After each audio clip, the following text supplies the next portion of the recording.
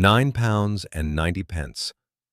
That is what one prescription costs in England in 2026. One single prescription.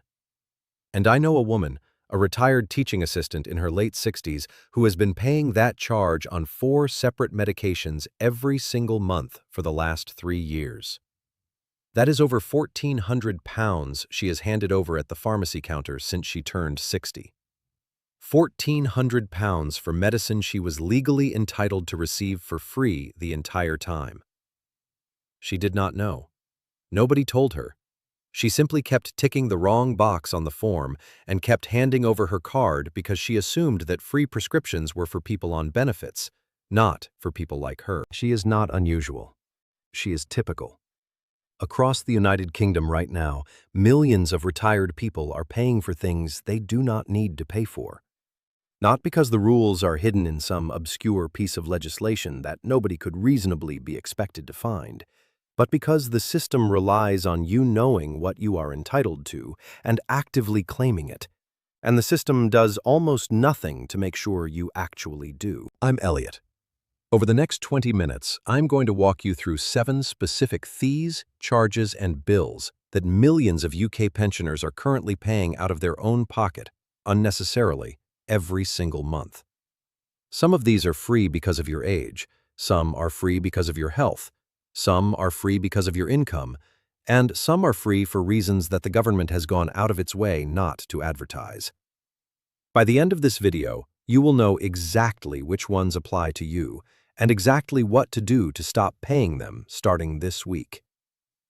We start here because it is the most common, the most straightforward, and the one that costs retired people more unnecessary money than almost any other charge in the country. In England, every single person aged 60 or over is entitled to free NHS prescriptions. No exceptions, no means test, no income cap, no savings limit. The moment you turn 60, you stop paying. It does not matter whether you are still working. It does not matter whether you have a private pension worth £50,000 a year. It does not matter whether you have £100,000 sitting in a savings account. The exemption is based purely on your age, and it is absolute. In Scotland, Wales, and Northern Ireland, prescriptions are free for everyone regardless of age, so this particular point only applies to people living in England. But given that England is where the vast majority of the UK's pensioner population lives, it catches an enormous number of people. So why are retired people still paying? 2 reasons. The first is the form. When you collect a prescription from a pharmacy in England, the pharmacist or the assistant will ask you to sign a declaration on the back of the prescription form or on a screen confirming whether you are exempt from the charge. Many people over 60, out of habit, out of uncertainty, or simply because nobody ever explained the rules to them, tick the box that says they are not exempt, or leave the exemption section blank, and the system charges them the full amount. At £9.90 per item in 2026, a pensioner on 4 regular medications is paying nearly £40 a month, or close to £500 a year, for medicines they could collect for free simply by ticking a different box. The second reason is the prepayment certificate. Before you turned 60, you may have been paying for a prescription prepayment certificate, which is a kind of annual pass that caps the total amount you pay for prescriptions each year. Many pensioners carry on buying these certificates after they turn 60 out of pure habit, not realizing that the certificate is now entirely unnecessary because they are exempt from the charge altogether. If that applies to you, cancel the certificate. You may even be entitled to a partial refund for the unused portion. Contact the NHS Business Services Authority to arrange it. And if you have been paying charges after the age of 60 when you should not have been, you can reclaim the money. Ask at your pharmacy for the process, or search for NHS Prescription Charge Refund on the NHS website. The paperwork takes a few minutes, and the money comes back to you directly. This one follows directly from the first, because it works on exactly the same principle, and it is overlooked just as often. Every person aged 60 or over in the United Kingdom is entitled to a free NHS sight test. The test is the same test you would receive if you were paying for it privately. It checks your vision, examines the health of your eyes, screens for conditions like glaucoma and macular degeneration, and produces a prescription for glasses or contact lenses if you need one. The only difference is that you do not pay for it. A standard eye test at a high-street optician, if you were paying the full price, typically costs between £20 and £35. Many opticians charge more for enhanced tests or additional scans. And many retired people, particularly those who have always gone to the same optician and always paid the same amount, simply continue paying because nobody at the counter has ever said to them, "You know you do not need to pay for this anymore." When you book your next eye test, tell the optician that you are over 60 and entitled to a free NHS sight test. They will not refuse. They are required by law to provide it. If they try to steer you toward a private test instead, which some opticians do because the NHS reimbursement rate is lower than their private fee, you are within your rights to insist on the NHS version. On top of the free test itself, if your income is low, specifically if you receive pension credit guarantee credit or hold an HC2 certificate from the NHS Low Income Scheme, you are also entitled to an optical voucher toward the cost of your glasses. The voucher covers the lenses and, in many cases, a basic frame as well. It will not pay for designer frames, but it will get you a perfectly functional pair of glasses at no cost. Ask the optician directly. They have the forms and they process them on the spot. Dental charges in England are among the highest routine healthcare costs that pensioners face, and this is the one where the exemption rules are least well understood. Unlike prescriptions and sight tests, dental treatment is not free for everyone over 60. The age-based exemption does not apply here, but there are two specific routes through which a retired person can receive NHS dental treatment completely free of charge, and a surprising number of pensioners qualify for one of them without knowing it. The first route is pension credit. If you or your partner receive pension credit guarantee credit, all NHS dental treatment is free. All of it. Not just checkups, not just fillings. Everything on the NHS schedule, including crowns, dentures, bridges, and any course of treatment your dentist carries out under NHS terms. The most expensive band of NHS dental treatment in England currently costs over £300 for a single course of work. A pensioner on pension credit pays nothing. The second route is the NHS Low Income Scheme. If your income is low but you do not receive pension credit, you can apply for what is called an HC2 certificate, which gives you full help with all NHS health costs, including dental charges. If your income is slightly higher, you may receive an HC3 certificate, which gives you partial help, reducing the amount you pay rather than eliminating it entirely. You apply for the Low Income Scheme online at the NHS Business Services Authority website or by post, and the certificate, once issued, covers dental treatment, prescriptions, sight tests, wigs, fabric supports, and travel costs to hospital appointments, all in one document. The reason this matters so much for retired people specifically is that dental health tends to require more intervention as you age, and the bills add up remarkably quickly. A pensioner who goes in for a checkup, needs a filling, and then returns 6 months later for a crown can easily spend £500 or £600 in a single year on NHS dental charges alone. Charges that would have been zero if they had known they were entitled to pension credit or had applied for the Low Income Scheme. If you are not sure whether you qualify, the fastest way to find out is to call the Pension Credit Claim Line on 0899-1234. That single call can establish your eligibility for pension credit itself and, through it, free dental treatment, free sight tests, and several of the other items we are about to discuss. The television license fee in 2026 costs around £170 a year. It is a bill that arrives in almost every pensioner household in the country, and for a large number of those households, it does not need to be paid at all. If you are 75 or over and you receive pension credit, you are entitled to a free television license. The exemption covers your entire household, so if you live with a spouse, a partner, or anyone else, they are covered too. Now, there are two things about this exemption that trip people up. The first is that it is not automatic. You have to apply to the BBC for a free license separately. Receiving pension credit does not make the license disappear from your bill. You need to contact TV licensing, tell them you are over 75 and on pension credit, and they will cancel your payments and issue a free license. If you have been paying since you turned 75 and you were on pension credit at the time, you can ask for a refund of the charges you should not have been paying. The second thing that trips people up is that this exemption is tied to pension credit, not just to age. Being 75 alone does not qualify you. You need to be receiving pension credit as well. And this brings us back to the gateway problem we keep running into. Roughly 850,000 pensioner households who are entitled to pension credit are not claiming it. Some of those households contain people over 75 who are paying for a television license they do not need, simply because they have not claimed the one benefit that would make them exempt. One phone call to the pension credit line unlocks the television license exemption and everything else that comes with it. From the day you reach state pension age, which in 2026 is 66 and rising gradually towards 67, you are entitled to a free bus pass that gives you unlimited travel on local bus services anywhere in England. The pass is valid on all local buses, not just in your home area. You can use it to travel from one end of the country to the other, provided you are using scheduled local bus services rather than coaches or express routes.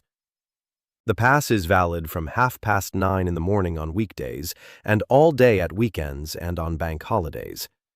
In Scotland and Wales, the free bus pass is available from the age of 60, which is even more generous. In London, the Freedom Pass goes further still, giving free travel on buses, the Tube, the DLR, the Overground, and many national rail services within the London zones. The bus pass is not automatic. You have to apply for it. In most of England, you apply through your local council, either online or at the council offices. In London, you apply for a Freedom Pass through your borough. The application is straightforward, and the pass usually arrives within a few weeks. The reason this appears on this list is not because the bus pass is obscure. Most pensioners have at least heard of it. The reason it appears is that a surprising number of people who are entitled to it simply have not got round to applying. They assume they will do it later. They assume there is paperwork involved that will take hours. There is not. The application takes 10 minutes, the pass is free, and once you have it, it is valid indefinitely. If you have reached state pension age and you do not have a bus pass in your wallet right now, go to your local council website this week and apply for one. It takes 10 minutes and it lasts the rest of your life. This is the one that costs retired people more unnecessary money than almost anything else on this list. Because the gap between what the NHS provides for free and what people pay for privately is staggering. If you have hearing loss, your GP can refer you to NHS Audiology for a full hearing assessment. If you need a hearing aid, the NHS will provide one free of charge.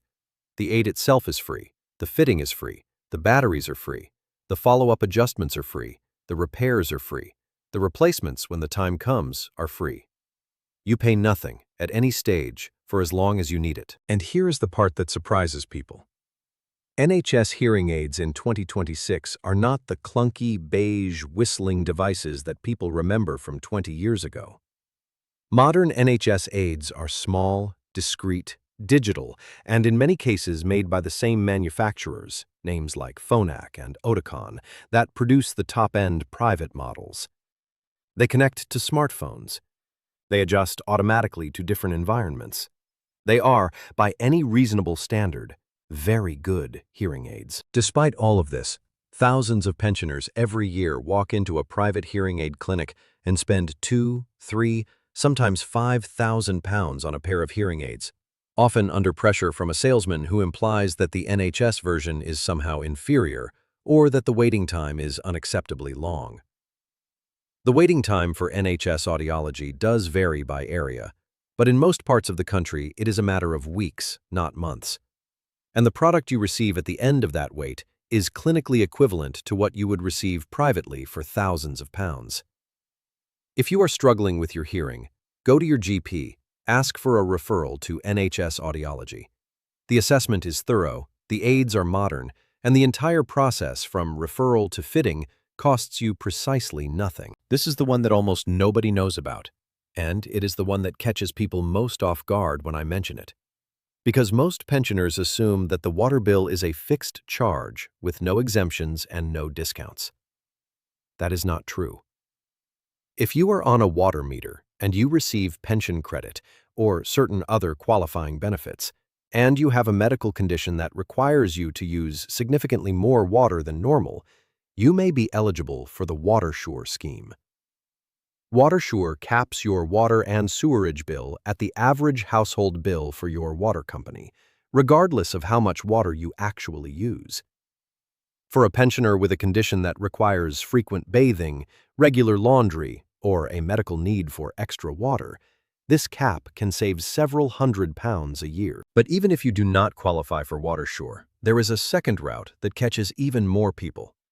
Almost every water company in England and Wales now operates its own social tariff, which is a reduced-rate bill for customers on low incomes. These tariffs go by different names depending on your water company. Some call it a discount scheme, some call it a support tariff, some call it a helping hand fund. The names are different, but the principle is the same. If your income is below a set threshold, and in many cases pension credit counts as automatic qualification, your water bill can be reduced by anything from a modest discount to a full 50% reduction. You will never find out about these tariffs from your water bill. They are not advertised on the bill itself. They are not mentioned in the annual summary letter.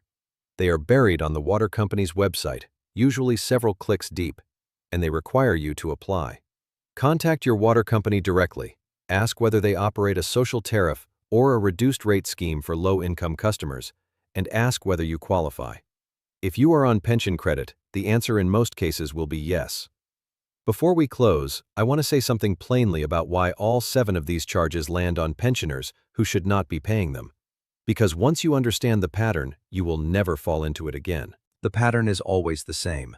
The exemption exists. It is written into law, or into NHS policy, or into the terms of the water company's license. It is real. It is available today. And it requires you to know about it and actively claim it. The system will never chase you down to tell you that you are paying for something you do not need to pay for. The pharmacy will not stop you when you hand over your card. The optician will not refuse your payment. The BBC will not write to you to say your license is free. The water company will not apply a discount you have not asked for. Every single one of these savings sits behind a door that you have to open yourself, because the system is built around the assumption that you already know your rights. Most pensioners do not. And the result is that billions of pounds a year flow out of the pockets of retired people and into systems that have already allocated the money to cover those exemptions. The money is budgeted. The exemption is approved.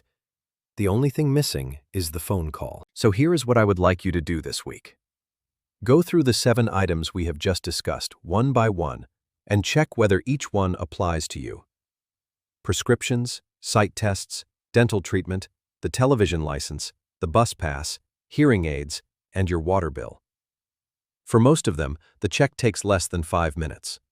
For the ones that depend on pension credit or the NHS low-income scheme, the single most important thing you can do is make that one call to the pension credit claim line on 0800 99 1234 and find out whether you qualify, because that one call does not just unlock pension credit itself.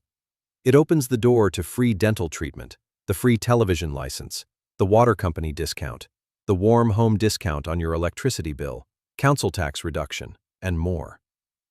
One phone call, 20 minutes, and the cascade begins. And if you know someone, a parent, an aunt, a widowed neighbor, a friend from church who is over 60 and living on a fixed income, please send this video to them today. Print the list out if you have to. Sit down with them and go through it line by line. Because the difference between a pensioner who knows their rights and a pensioner who does not is not a difference of luck or cleverness. It is a difference of information. And information is the one thing that costs nothing to share. I'm Elliot. I sit down with the ordinary rules that govern how money is charged, collected, and sometimes quietly waived in this country, and I explain them in plain English so that retired people can stop paying for things they were never supposed to pay for in the first place. Check the list, make the calls, and keep the money where it belongs, which is in your pocket, not theirs. I'll see you in the next video.